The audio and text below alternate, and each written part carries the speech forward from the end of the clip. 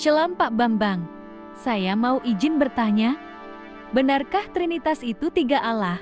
Mohon pencerahannya. Istilah Trinitas atau Tritunggal, banyak orang mengganggu kita dengan pertanyaan ini. Kan tidak ada istilah Trinitas dalam kitab suci. Kenapa kita mati-matian mempertahankannya? Terus saya jawab, sebetulnya istilah tauhid juga tidak ada dalam Quran. Kenapa jadi tema besar yang harus dipertahankan? Teologi sebuah agama itu adalah hasil refleksi yang lebih mendalam. Judulnya tidak usah dipersoalkan, yang penting kan isinya. Jadi kalau tidak ada Trinitas dalam Alkitab, tidak ada pula kata tauhid dalam Al-Quran, kan gitu kan, sama-sama kan, kosong-kosong. Tapi artinya isinya prinsip tauhid dalam Islam itu kan ada. La ilaha illallah wahdahu la syarikalah, tidak ada ilah selain Allah yang maha esa, tidak ada sekutu baginya. Persis sama. Kekristenan itu dibangun di atas pondasi keyahudian, di mana monoteisme itu sangat strict dipertahankan. 3 kali sehari orang Yahudi harus mengucapkan Shema Yisrael Adonai Elohenu Adonai Echad. Dengarkanlah wahai Israel, Tuhan Allah kita, Tuhan itu esa. Tatkala Yesus ditanya hukum mana yang paling utama dari semua hukum yang ada, Mitzvah Harisona, Yesus menjawab dengan mengutip Ulangan pasal 6 ayat 4. Tentu kemudian diberi implikasi moralnya. Kasihlah Tuhan dengan segenap hati, dengan segenap akal budi, dengan segenap kekuatan, dan kasihlah sesamamu manusia seperti diri sendiri. Nah, maka ketika gereja muncul, sesungguhnya jawaban yang hendak diberikan gereja itu bukan pertanyaan berapa jumlah Tuhan, tapi bagaimana Tuhan yang esa itu mengungkapkan dirinya. Maka tatkala Yesus memberikan perintah yang oleh kalangan Kristiani sering disebut sebagai perintah agung itu, jadikanlah semua bangsa muridku, pantata etni, semua etnik muridku, dan baptiskanlah mereka dalam nama Bapa dan Putra dan Roh Kudus. Istilah nama di sini bentuk tunggal, esto onomatu patros ketu yu ketu agiu pneumatos. Maka kemudian Bapa, Putra dan Roh Kudus itu merujuk kepada sang nama. Sang nama itu Hashem, Baal Shem, Tuan atas sang nama. Dan nama di dalam budaya Ibrani itu bukan sekedar sebutan, tetapi mengungkapkan pribadi yang dinamakan, kuasa dibalik yang dinamakan. Maka orang yang mati disebut kehilangan nama. Ketika orang membangun Menara Babel, mari kita mencari nama. Padahal usianya sudah 20-30 tahun masa belum dikasih nama. Artinya mencari kemasyhuran. Maka dalam satu nama, Bapa, Putra, dan Roh Kudus, itu yang kemudian mau diungkapkan oleh gereja. Apa maknanya satu dalam ketigaan itu? Bapa dan Putra dan Roh Kudus. Liturgi, tradisi liturgis gereja dari awal juga merenungi misteri Tritunggal itu. Maka kemudian ketika Santo Paulus sang Rasul menutup suratnya dalam 2 Korintus itu, kasih karunia Tuhan Yesus Kristus dan kasih Allah dan persekutuan Roh Kudus. Iman seperti ini pula yang dibayar dengan darahnya para martir. Ketika Alkitis Polikarpus dari Smyrna, Alkitis itu santo bahasa Latinnya, bahasa Arabnya Alkitis, ya. Dia disuruh menyangkal Sang Kristus, dan jawabannya 86 tahun saya mengikuti dia dan dia tidak pernah mengecewakan saya. Dia pilih mati ketimbang harus menyangkal Kristus. Lalu ketika dia dihukum mati, dibakar, dia mengucapkan himne tentang Tritunggal, bahwa segala kemuliaan ditujukan bagi Bapa surgawi, Imam surgawi yang kekal Yesus Kristus, dan Roh Kudus sepanjang segala masa. Amin. Jadi artinya iman mendahului rumusan. Agama apapun juga yang namanya iman itu ada dulu, rumusannya ada kemudian. Saudara-saudara, bahkan Yudaisme itu merumuskan imannya baru abad 13 itu. Yang namanya 13 ikrar iman dari Maimonides. Islam merumuskan pengakuan imannya lebih simpel.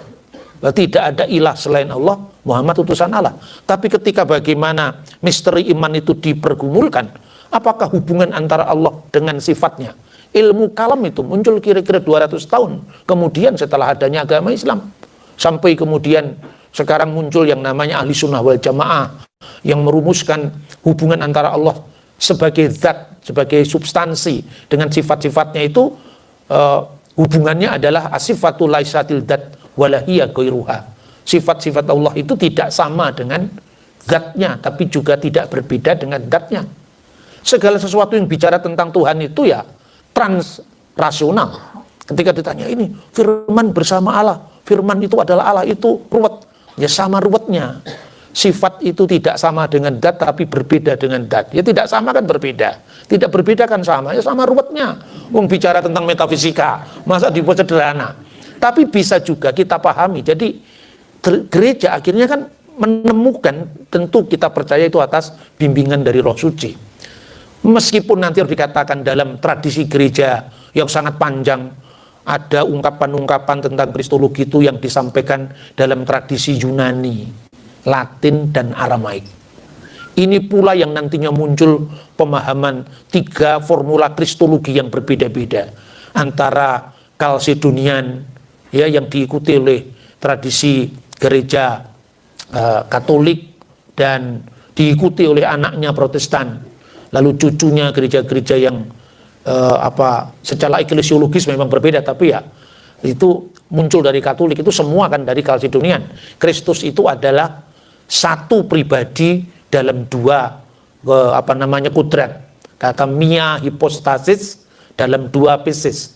Tetapi kalau tradisi gereja timur yang oriental seperti Koptik Ortodok, Syriak Ortodok, Armenian Ortodok, Ethiopian Ortodok, itu adalah tradisi miapisit, karena mengikuti ungkapan dari Markirilos dari Alexandria, Cyrilus, yang mengatakan Kristus itu miapisit tontion logon sisarkumeni, satu kudrat ganda firman yang menjadi daging. Tapi intinya sama juga, sepenuhnya ilahi, sepenuhnya insani. Kemudian ada tradisi gereja pre-Kalsedonian, baru-baru ini melakukan dialog antara Patriark Mardin H4 dengan Paus Yohanes Paulus II, baru tahun 1994 menyepakati sebuah agreement bahwa ternyata mereka itu juga bukan nestorian. Karena itu juga ternyata itu salah paham dalam istilah. Ada tradisi gereja yang memakai bahasa Latin, memakai bahasa Yunani, memakai bahasa Syriak. Syriaknya pun atau Aramaik itu Syriak barat dan timurnya beda. Kalau Syriak barat itu Maronit di Lebanon, Ortodoks Syria. Kalau yang gereja-gereja yang dalam kesatuan dengan Tahta Suci Roma itu adalah gereja Maronit. Yang Ortodok itu yang tidak dalam kesatuan dengan Roma disebut Ortodoks Syria. Itu memakai bahasa Yunani, Aram, yang banyak mengambil vocabulary bahasa Yunani. Sementara ada gereja yang terpisah dari gelanggang sejak konsili kedua di Konstantinopel. Kenapa mereka terpisah? Karena gereja-gereja ini dulunya di bawah wilayah Persia. Lah Persia dulu sebelum zaman Kristiani, sebelum zaman Kristen, bertentangan dengan Imperium Roma Pagan. Jadi gereja-gereja ini dicurigai sebagai antek-anteknya Roma Pagan itu. Maka Konstantin Agung menulis surat kepada Kaisar Persia atas nama pelindung umat Kristiani. Dia menitipkan orang-orang Kristiani yang ada di wilayah Kekaisaran Persia. Dijawab oleh Kaisar Persia, sahabat musuh saya adalah musuh saya juga. Dan setelah itu konsili Efesus tidak hadir, karena kalau dia hadir, dia dianggap antek-anteknya Roma Pagan tadi. Ini hal-hal politis yang tidak banyak diungkap, selain hanya lihat hasil konsilinya seperti apa. Nah Bapak Ibu, maka yang saya lakukan itu tidak hanya melihat dari restoran siap saji, rumusan-rumusan teologis, tapi juga bagaimana dapurnya saya kunjungi. Istilah ini dimaknai apa? Nah ternyata tahun 94 itu ungkapannya berbeda. Jadi kata hipostasis itu kan sebetulnya sering diterjemahkan dengan person, pribadi. Padahal di gereja Syria Timur ini hipostasis itu dimaknai bukan pribadi, tapi dimaknai subeksistensi. Jadi kira-kira ketika dia membaca dalam kitab suci misalnya, lalu kalau Tuhan itu satu, esa, nggak bisa tawar-tawar Tuhan itu esa. Tapi ada Bapa, Putra, dan Roh Kudus itu dalam apanya dia disebut Bapa, Putra, dan Roh Kudus? Maka kata kesatuannya diikat oleh kata-kata ousia.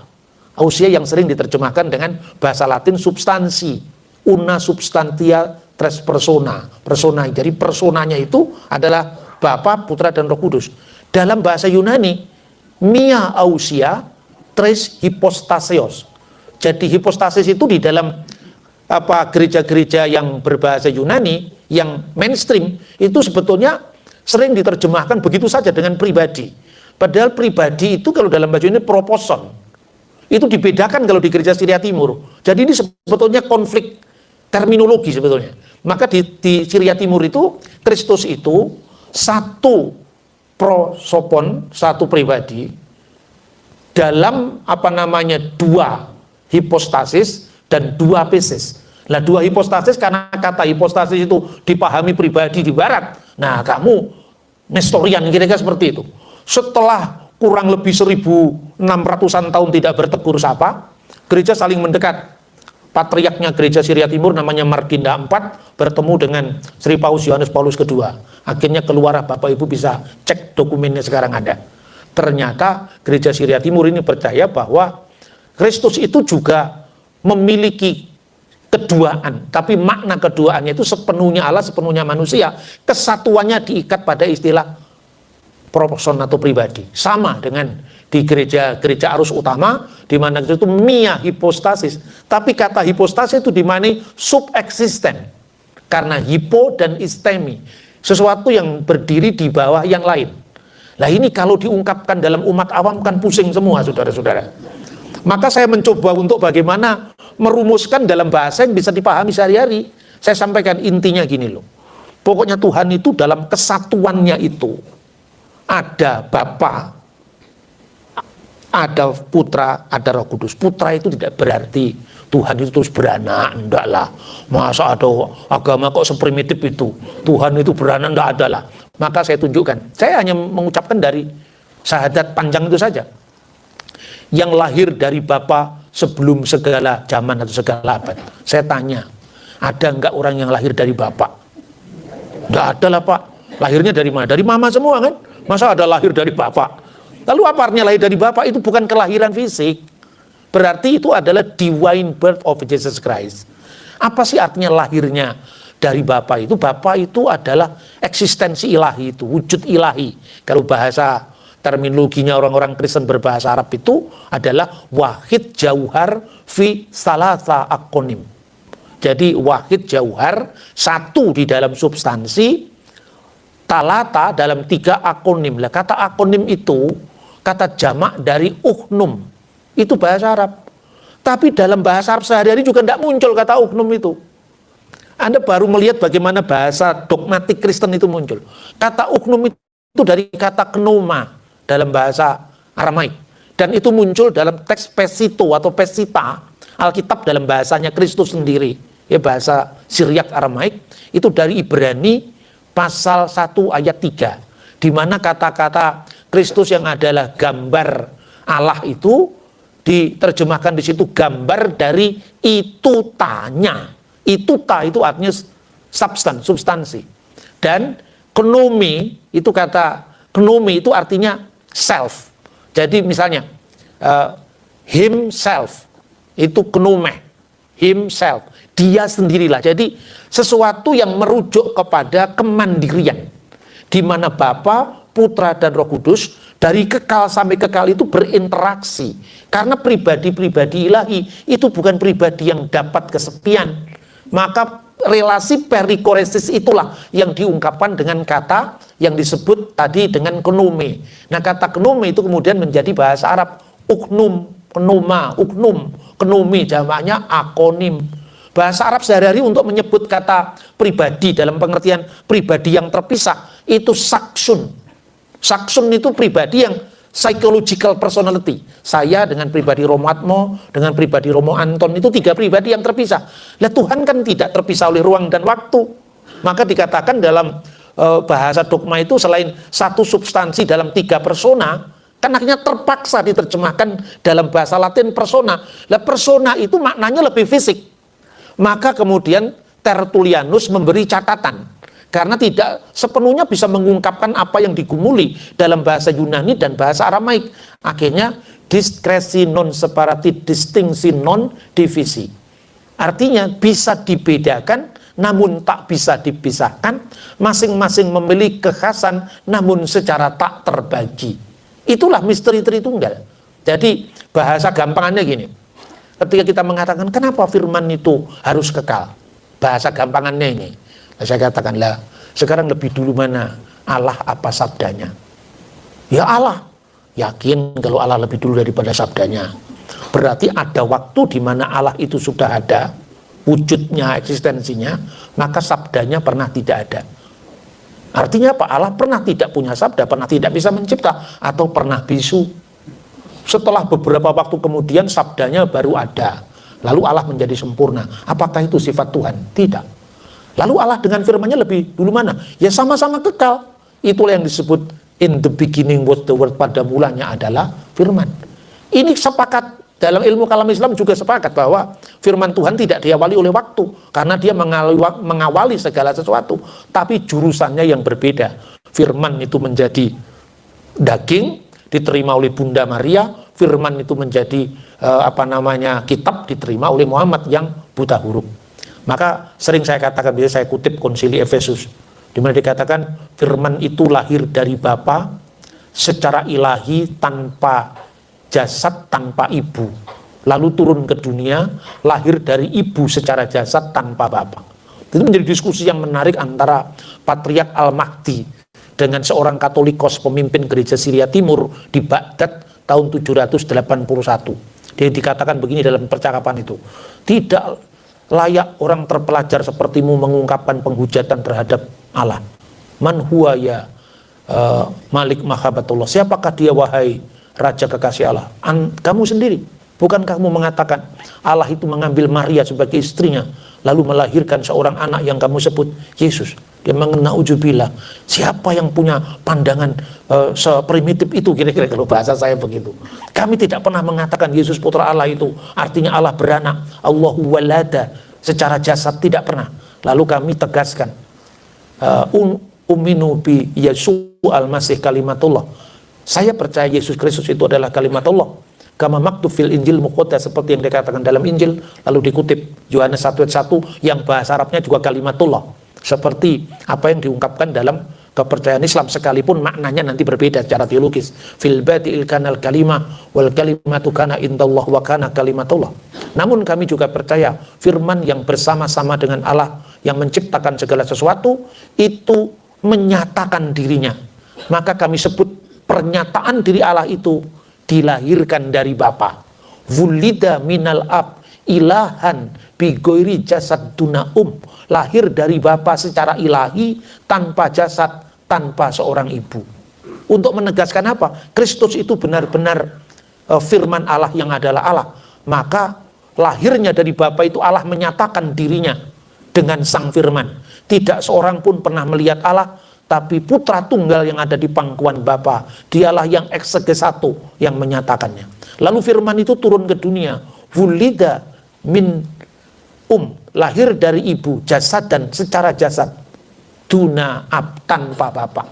Untuk menegaskan bahwa Yesus Kristus lahir ke dunia benar-benar lahir secara perawan, tanpa campur tangan seorang laki-laki, tanpa campur tangan seorang yang bernama Yosef, apalagi Yosef Umar Hadi.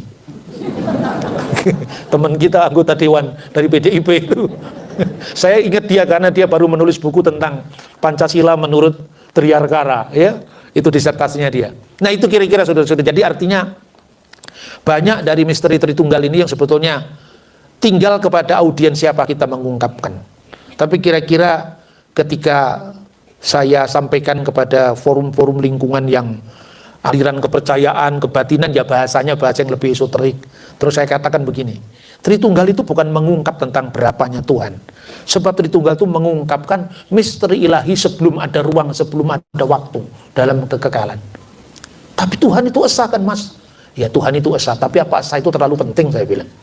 Sangat penting. Untuk apa esa ketika dunia ini belum ada, ketika belum ada ruang, belum ada waktu? Satu-satunya hanya Tuhan. Apakah perlu satu? Karena satu-satunya hanya Tuhan, tidak perlu satu. Berarti satu itu perlu untuk komitmen umat kan? Bahwa setelah ada umat, Tuhan berbuat sesuatu untuk umatnya, baru komitmenmu apa terhadap saya? Lu yihyeleha Elohim akhirim alpanahi. Jangan ada ilah lain di hadapan hadiratku. Tapi untuk Tuhan kata satu itu tidak perlu, karena satu-satunya hanya dia. Begitu juga adanya aku, itu kan karena ada kamu, ada dia, ada kalian, ada mereka. Jadi artinya ungkapan-ungkapan itu pun nisbi, karena lahir dari pergulatan ruang dan waktu. Tapi kemuliaan Tuhan tidak terkurangi karena formulasi-formulasi kita. Al-masdulil abwalibni warahil kudus, al-ana wa kula awanin wa ila dahri tuhur. Amin. Kemuliaan bagi Bapa dan Putra dan Roh Kudus, sekarang dan selalu serta sepanjang segala masa. Amin. Iya. Oke Pak Bambang, penjelasan Anda sangat mencerahkan dan menguatkan iman kami. Terima kasih, Tuhan Yesus memberkati.